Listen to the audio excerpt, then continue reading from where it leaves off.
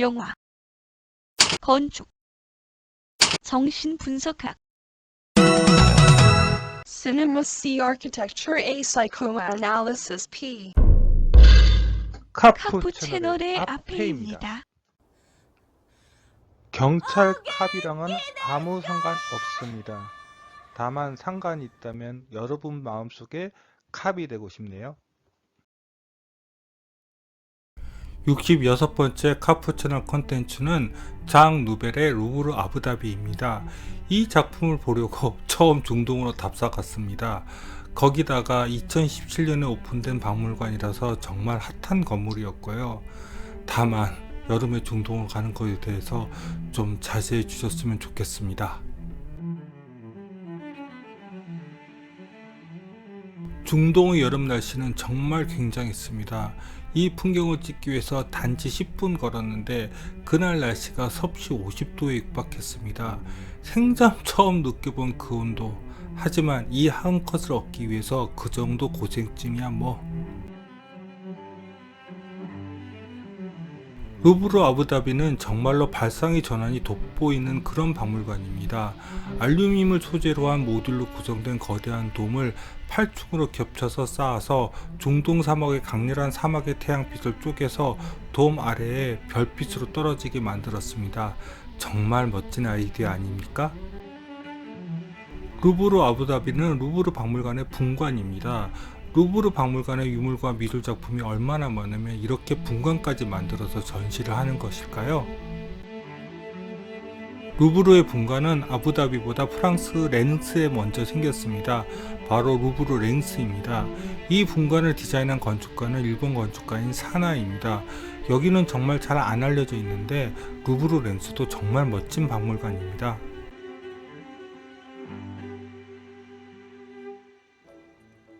자, 이제 본격적으로 루브르 아부다비를 가보겠습니다.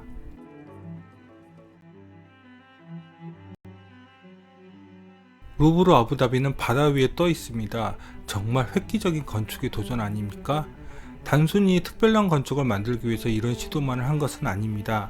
그건 정말 여름에 중동을 가봐야지 이해할 수 있을 것입니다. 다만 이 배치에서 정말 마음에 안 드는 것은 여기는 지상 주차장이란 사실입니다. 차를 여기에 세우고 박물관까지 걸어가는 그 짧은 기간도 정말 죽을 만큼 더웠습니다. 여름에 죽지 말라고 이렇게 차양이 설치된 회랑이 있습니다. 그래도 50도를 넘는 날씨를 막지는 못합니다. 다만 저 정연한 격자 그리드 패턴은 장 누벨 디자인의 출발이 모더니즘이란 것을 말하고 있는 것 같습니다. 박물관 동남측 전경입니다. 이 박물관을 답사 갔을 때가 오픈한 지 1년도 되지 않았던 때였는데 알루미늄 지붕의 한쪽은 벌써 태양빛에 약간 검게 변했네요. 답사를 갔다 온 지 벌써 3년이 지났는데 아마 이제는 저 부분이 검게 변했을 것입니다. 지붕 알루미늄 돔이 변색되어도 하얀색 벽체와 대조되는 푸른 바닷빛은 아직도 그대로겠죠? 그런데 지금 와서 보니 돔이 조금 더 커서 다른 배수들도 덮었으면 하는 생각은 드네요. 루브르 아부다비로 들어가는 입구입니다. 이날 너무 더워서 솔직히 완벽하게 기억을 하기는 좀 힘든데 박물관 몸체가 완전한 백색은 아니었던 것으로 기억이 납니다. 이 사진처럼 약간 미색에 가까운 색깔이었습니다. 완전 백색이었으면 햇빛이 반사되어서 이렇게 사진이 나오기 힘들었을 것입니다. 이 뷰는 저의 자랑입니다. 제가 구글 지역 가이드 레벨 7을 달성하는데 이 사진이 많은 도움을 주었습니다. 이 뷰를 구글 맵에서 500만 명 넘게 보아주셨거든요. 그런데 이런 상찬을 받을 만한 사진입니다. 이 사진을 찍기 위해서 단지 10여 분 정도 걸었을 뿐인데 온몸이 땀투성이가 되고 얼굴에 땀이 흘러서 시야를 가릴 정도가 되었습니다. 그러니 중동 답사는 절대 여름에 가시는 거 아닙니다. 아셨죠? 이 사진은 루브르 아부다비 들어가기 전에 돔 내부를 잠깐 바라본 곳입니다. 정확히 이 부분이 어디인지는 기억이 안 나는데 아마 내부를 들어가기 전 입구에서 바라본 것 같습니다. 이쪽도 아주 뚜렷하게 기억나지는 않는데 돔의 모습을 보아서는 정문 입구 근처였던 것으로 생각이 됩니다. 루브르 아부다비는 각 전시장이 매수로 분리되어 있기 때문에 이 전시장을 들어갔다가 또 나와서 돔 아래를 걸어 다니다가 다시 또 다른 전시장으로 들어가거든요. 이리로 똑바로 들어가지는 못하고 내부 로비로 들어가서 이쪽으로 나와 전시장으로 들어갔던 것으로 기억합니다. 저 격자 그리드 매스는 정확하게 무엇인지는 잘 모르겠습니다만 좀 짐작하자면 공주시설을 저렇게 가려놓은 것이 아닌가 하는 생각이 듭니다. 아부다비 날씨를 생각하면 공주시설이 장난 아니겠죠? 그러니 꼴보기 싫어서 저렇게 가려놓은 것일 수도 있습니다. 그리고 그 옆에 있는 저것은 정말 모르겠습니다. 아마 많은 인원이 여기를 답사했을 때나 아니면 테러 위험이 심해질 때는 검문 검색을 위해서 때로는 사용할 수 있는 것일 수도 있다는 생각이 들었습니다. 그런데 이것도 전적으로 제 추측이니 틀렸다고 해도 뭐라 하지 말아주세요. 이쪽은 루브르 아부다비 북측 메스입니다. 이곳은 큰 창이 있고 위쪽에는 차양까지 있는 것으로 봐서는 박물관보다는 카페와 오피스로 사용되고 있는 것 같습니다. 루브르 아부다비는 바다에 떠 있기 때문에 이렇게 배로 접근할 수도 있습니다. 정말로 갑부가 되면 요트를 타고 여기로 올 수 있을까요? 글쎄요. 자, 그럼 이제 돔 내부로 들어가 볼까요? 앞에서 말씀드린 것처럼 박물관 관람 동선은 메스를 들어갔다 또 돔 내부로 나오고 그럽니다. 그런데 그대로 소개드리면 더 헷갈릴 것 같아서 우선은 돔 내부 북측부터 설명 들어갑니다. 돔 내부 북측 지역입니다. 돔은 거대한 트러스로 된 텐션 링이 8개의 적층된 알루미늄 모듈로 구성된 돔을 붙잡고 있는 것입니다. 그런데 정말 신기한 것은 50도가 넘는 외부 온도가 이 아래로 들어오면 서늘할 정도는 아니지만 그냥 보통 더운 여름 날씨처럼 느껴진다는 것입니다. 정말 놀랍지 않습니까? 흩어져 있는 전시장이 다 열려져 있는 것은 아니었습니다. 저쪽의 문은 열리지 않았던 것으로 기억이 납니다. 그래도 박물관 전시품보다 건물을 보는 것에 바빠서 상관없었습니다. 이쪽은 돔 내부 동측입니다. 이쪽은 서측과 연결되어서 돔 내부 중 가장 넓은 공간이 펼쳐집니다.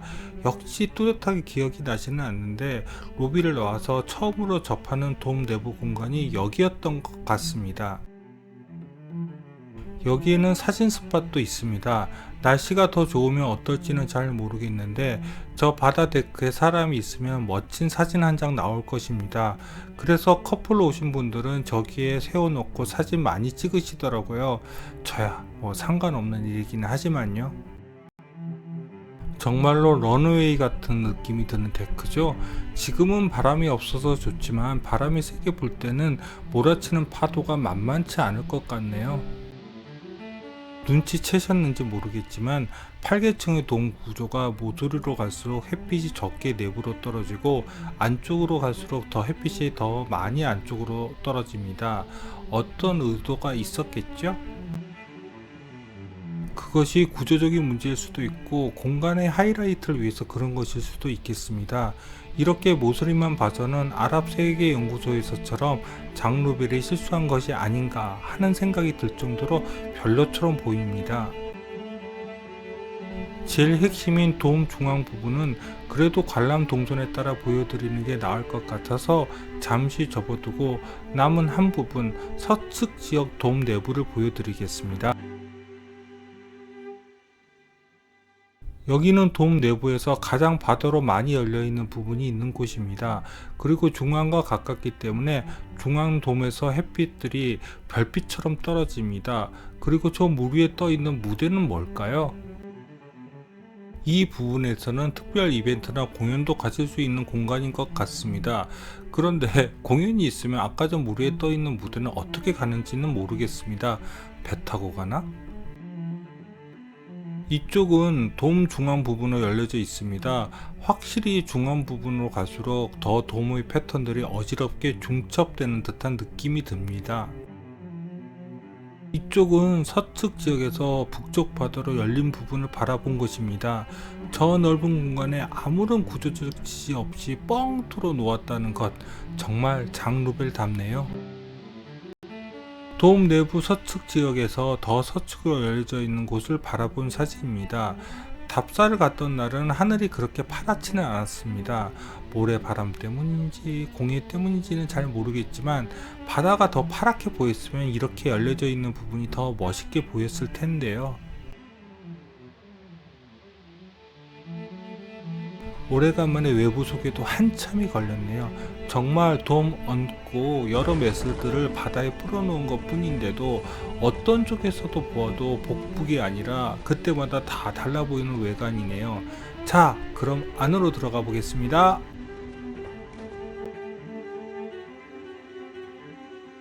내부를 들어가면 처음에 역시 티켓 오피스가 먼저 나옵니다. 사람들이 붐빌까봐 미리 예약하고 갔었는데 그럴 필요가 없었습니다. 여름에 중동을 여행 가는 게 아니라니까요. 그래도 다행히 패스트 트랙을 안 끄는 게 얼마나 다행인지 모르겠습니다. 부르즈 칼리파는 쓸데없이 패스트 트랙을 끊어서 돈을 날렸다니까요. 여름에는 관광객도 적은 곳이 중동입니다. 어쩐지 호텔비도 좀 싸더라니까요. 티켓을 끊고 안으로 들어온 것입니다. 본격적으로 전시장으로 들어가기 전에 돔 중앙을 먼저 볼 수 있게 관람 동선이 되어 있습니다. 저라도 이렇게 관람 동선을 짤 것입니다. 루브르 아부다비에서 가장 자랑할 만한 거리가 바로 돔이니까요. 자, 드디어 돔 중앙으로 들어가 보겠습니다. 기대하셔도 됩니다. 그 말밖에 드릴 게 없네요. 정말로 돔 중앙은 대낮인데도 사막의 오아시스에서 밤하늘을 바라보는 것처럼 돔에서 별빛이 쏟아집니다. 아랍 세계 연구소에서 실패한 아이디어를 결국 장 루벨은 제대로 풀어버리네요. 루브르 아부다비의 디자인 컨셉은 절대 과하지도 않게, 그리고 최소한의 디자인으로 최대의 효과를 낼 수 있도록 짜여져 있습니다. 이 디자인의 경향에는 그동안 장 루벨이 추구해왔던 레이터 모더니즘의 특성뿐만 아니라 절제미를 강조하는 미니멀리즘의 성격도 보이네요. 돔 내부 중앙 지역에서 서측 지역을 바라본 것입니다. 솔직히 시간이 더 있다면 시간별 햇빛이 내부에 어떻게 떨어지는지를 찬찬히 바라보고 싶었습니다. 시간만 있다면요. 그런데 시간이 없네요. 돔 중앙에서 돔 천장을 바라본 것입니다.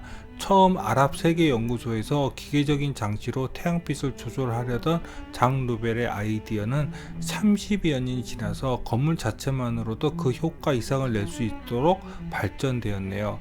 역시 건축가의 집념은 놀랍습니다. 자, 이제 본격적으로 전시장으로 들어가 볼까요? 찍어놓은 사진을 보니 전시장은 돔 내부에서 좀 더 아래로 내려갔던 것 같습니다. 이 계단을 보니까요. 첫 번째 마주치는 전시장은 루브르 아부다비에 전시된 유물들이 선사시대부터 현대까지 지구 전 지역에 걸친 것이라는 것을 소개하는 곳인 것 같습니다. 역시 전시에 있어서는 프랑스 전시 디자인이 최고라는 것을 인정해야 할 것입니다. 프랑스 전시 디자인의 묘미는 현대 박물관을 보러 간 사람들의 니즈를 정확히 파악했다는 것에 있습니다. 모든 전시가 사진각을 위해서 만들어진 것처럼 느껴졌습니다. 그것을 알 수 있었던 것은 사진을 찍게 되면 유물과 작품들이 대부분 작품 설명 표지와 함께 한 사진 프레임에 들어오는 것입니다. 요즘 해상도가 좋은 카메라라면 확대를 좀 하면 작품 설명 내용까지 한 프레임에 들어와서 작품과 설명 표지를 따로 찍을 필요가 없다는 뜻입니다. 루브르 파리는 하도 옛날에 보았기에 정확히 기억은 나지는 않는데 그때 느낌은 정말 전 세계에서 유물을 잘도 모았구나 하는 생각이었습니다.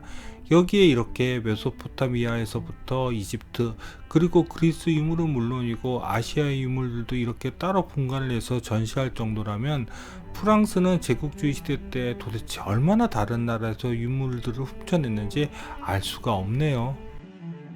역시 이집트과는 인기가 있나 봅니다. 루브르 아부다비에는 루브르 파리나 대형 박물관만큼 이집트 유물이 많지는 않지만 이집트 유물의 현장을 재현한 전시의 아이디어는 정말 재밌었습니다. 그래도 미이라 관 하나는 가져다 놓았네요. 또 하나 프랑스 전시에도 놀랍다고 느끼는 것은 사진을 찍을 때 유물을 보호하기 위한 유리상자나 유리벽이 정말 투명해서 실제로 유리가 없는 것처럼 찍힌다는 것입니다. 보통은 유리에 전시 조명이 반사되어서 그 안이 잘 찍히지 않는데 프랑스 전시장에서는 대부분 그렇지 않습니다. 그것이 가능한 것은 분명히 조명의 위치 덕분일 텐데 그 노하우가 정말 장난이 아닌 것 같습니다. 고대 유물관 중앙에 있는 이 천창은 자연 간접 조명 천창인 것 같아 보이기는 한데 정확히 어떻게 유리 천창을 구성했는지는 잘 모르겠습니다. 루브르 아부다비 전시장에는 이런 자연 간접 조명 천창이 몇 개 있습니다.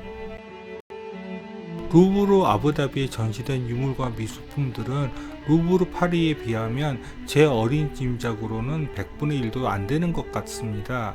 그럼에도 가장 최신의 전시 디자인을 통해서 알찬 전시가 어떤 것인지를 확실하게 보여주고 있습니다. 여기 전시된 기둥들은 주도 양식으로 보아서는 중동 지역에서 이슬람 이전의 기둥이거나 고딕 시대에 사용되었던 기둥으로 보입니다. 죄송합니다. 제 지식에 한계가 있네요. 아니라면 작품 설명이라도 좀 더 제대로 찍을 걸 그랬네요. 중세 유물 전시장은 유럽뿐만 아니라 중세시대와 동시대에 속하는 동양과 이슬람의 유물들도 같이 전시하고 있었습니다. 이런 전시가 루브르 박물관이 요즘 추구하는 전시 방식인 것 같습니다. 루브르 랭스도 이렇게 전시되어 있거든요. 여기는 전시장 외부에 아랍 글자들이 벽에 쓰여져 있는 오브제가 보이는 창이 있습니다. 아마 그 글자들은 코란의 내용일 가능성이 높겠죠? 여기에는 유럽인들과 일본인들이 교육을 하는 풍경을 담은 일본 병풍도 전시되어 있습니다. 일본인들이 그린 것 같은데요. 이것을 또 어떻게 루브르에서 구했을까요? 이 전시 박스에는 같은 시대이지만 다른 지역의 유물들을 전시하고 있습니다. 벽에 걸려져 있는 것은 이슬람 문화권에서 볼 수 있는 패턴들이 돋보이고요. 오른쪽에 걸려져 있는 것은 청나라의 관복처럼 보이고 왼쪽에 있는 것은 유럽인들의 코트입니다. 제일 재미있는 것은 저 가운데 있는 서랍장인데 바로크 양식의 저 가구에 그려져 있는 그림이 중국풍의 그림이네요. 왜 여기 이런 장면이 들어가 있을까요? 궁금하긴 하네요. 이것은 일본인들의 문 디자인이네요. 일본 귀족의 전통 가구는 저렇게 문에다가 그림을 그려 놓았다고 합니다. 아까 전 병풍도 그렇고 이러니 동양의 전통이 일본 아니면 중국이라고 생각하는 것인지는 모르겠습니다. 근대 미술 조각 전시장입니다. 이 작품은 로댕의 것으로 기억합니다. 프랑스의 자랑이지요. 그런데 이 작품들은 완성작이 아니라 연습용으로 만든 것 같습니다. 보통 로댕의 작품들은 청동 부조인데 이 조각들은 석고로 되어 있으니까요. 여기 전시장 창에서 이렇게 돔 내부 공간이 보이기도 합니다. 전시 내용에 따라서 이렇게 오픈된 창을 두어서 내부에서 외부를 볼 수 있게 만드는 것은 다른 박물관에서 그렇게 흔히 볼 수 있는 장면은 아닙니다. 이 전시장은 정확히 무슨 용도로 꾸며진 것인지는 모르겠습니다. 서구는 근세에 들어서 독지가가 평생 동안 모은 미술 작품들을 박물관에 기증하게 되면 그 사람 이름으로 콜렉션을 열어줍니다. 한국에서도 이건희 컬렉션을 지금 준비 중이죠. 이 공간이 딱 그런 콜렉션을 전시할 때 흔히 사용하는 공간 디자인인데요. 아마 그런 콜렉션을 준비하기 위해 이렇게 꾸며 놓은 것일 수 있습니다. 여기에는 현대미술 전시장도 이렇게 준비되어 있습니다. 루브르 파리도 현대미술 작품까지 전시되어 있는지는 기억이 가물가물합니다. 확실한 것은 루브르 랭스는 현대미술까지는 전시해 놓지 않았습니다. 미국인들이 미치는 잭슨 폴락의 작품과 키네틱 아트 미술 작품들도 이렇게 전시되어 있네요.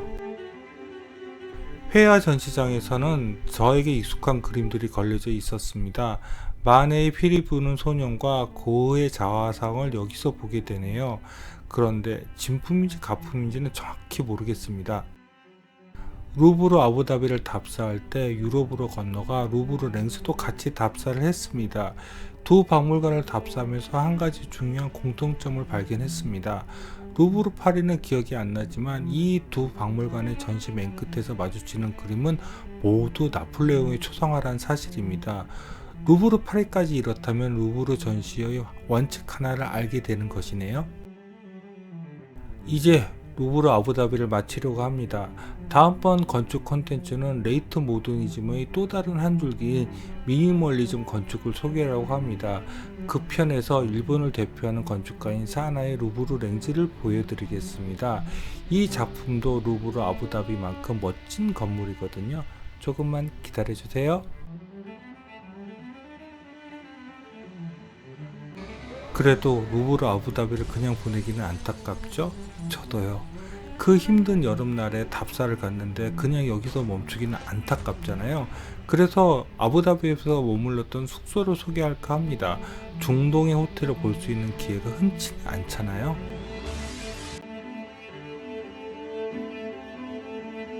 루브르 아부다비는 아부다비를 세계 건축의 메카로 만들려고 하는 계획 중 첫 단추입니다. 누먼 포스터의 자이드 국립박물관, 프랑크 게리의 구겐하임 아부다비, 자하 디드의 공연예술센터, 안도다도의 작품 등이 아부다비의 바닷가에 세워질 예정이라는데요. 이 작품들이 다 지어지면 다시 아부다비를 가봐야 할 것 같습니다. 그때는 겨울에 갈 것입니다. 루브르 아부다비는 제가 머물렀던 숙소들에도 좀 멀리 떨어져 있습니다. 차로 20여 분 정도 걸리니까 꽤 멀리 떨어져 있죠. 먼저 소개드릴 숙소는 주메이라 에티하드 타워의 호텔입니다. 이름이 너무 기니 주메이라 호텔이라고 줄여서 부르겠습니다. 여기를 머물게 된 것은 순전히 분노의 질주라는 영화에서 이곳을 보았기 때문입니다. 앞의 두 타워는 오피스와 레지던스로 사용되고 있는 것 같고 맨 뒤에 호텔이 배치되어 있습니다. 주메이라 호텔은 멋진 건물인 것은 분명하지만 올라가 보면 높은 전경에서 볼만한 것이 정말 별로 없었습니다. 20여 년 정도 지나가면 이곳이 다 차게 될까요? 그것은 정말 모르겠습니다. 주메이라 호텔 로비입니다. 주메이라 호텔은 제가 아랍에미레이트에서 머문 숙소 중에서 가장 이슬람적인 특색을 지우려고 애를 쓴 호텔입니다. 여기가 중동인지 홍콩인지 미국인지 정말 구별이 안 될 정도로요. 분노의 질주를 보고 여기 해변을 정말 기대했었는데 정작 낮에는 해변에 아무도 없었습니다. 정말 그 날씨에 미치지 않고 누가 해변을 거닐겠습니까? 여기는 주메이라 호텔에 접해 있는 해변입니다. 이 사진은 새벽에 찍은 거고요.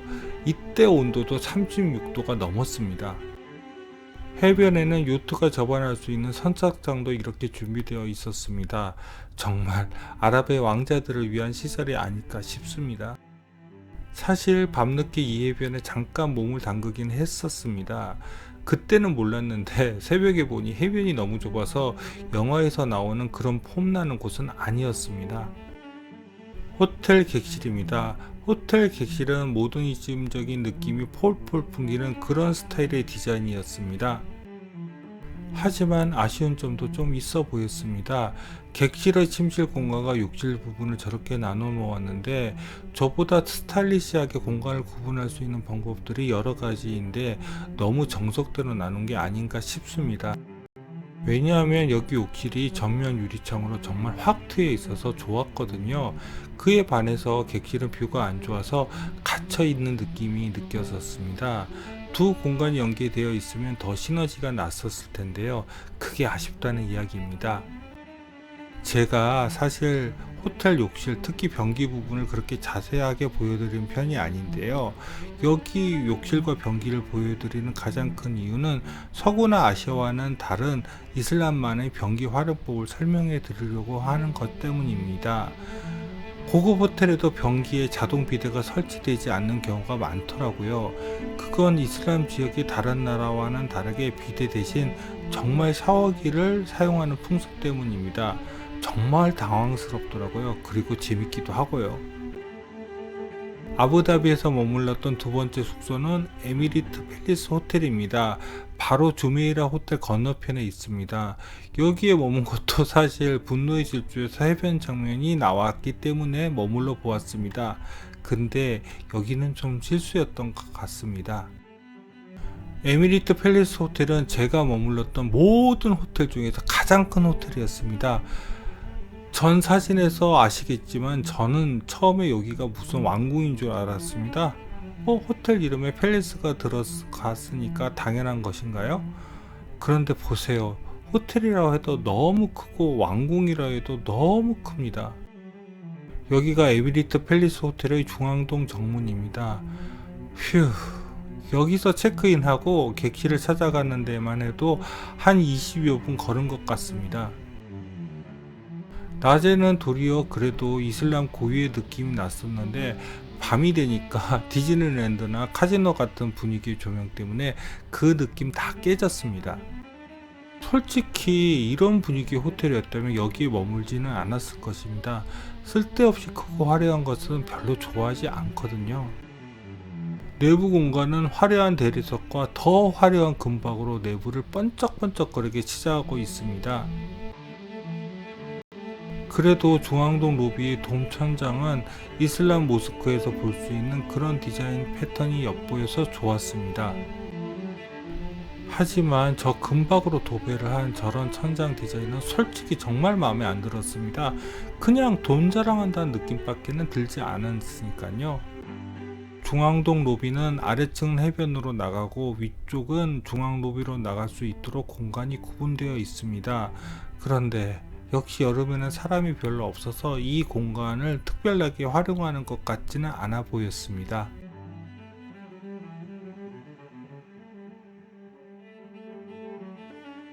앞에서 말씀드린 것처럼 밖에서 보이는 것과 마찬가지로 내부는 엄청나게 크고 깁니다. 그렇게 체크인하고 객실을 찾아가는 것도 정말 힘들었습니다. 제가 머물렀던 숙소 측면동 유닛의 코트야드입니다. 그런데 사람이 별로 없어서 너무 썰렁하다는 느낌이 들었습니다. 객실 내부는 의외로 보여드릴 것이 없습니다. 대신 객실 발코니에서 바라보는 해변을 보여드리겠습니다. 밤인데도 여기는 40도보다 약간 낮은 온도이기 때문에 에어컨이 있는 객실만 나와도 이렇게 카메라 렌즈가 뽀얗게 서리가 끼더라고요. 여기는 밤에 해변에 들어가기보다는 해변 쪽에 있는 호텔 수영장을 더 사람들이 많이 사용하더라고요. 그런데 저는 여기는 들어가 보지 못했습니다. 낮에 더위에 지쳐서 수영장을 이용할 힘도 없더라고요. 언젠가는 장누벨의 아랍 세계연구소를 답사해서 꼭 보여드렸으면 좋겠습니다. 루브르 아부다비를 보면 그 돔 천장 디자인의 시작이라고 할 수 있는 아랍 세계연구소가 정말 땡기거든요. 그럼 구독과 좋아요 부탁드리며 이상 카프 채널의 아페이였습니다.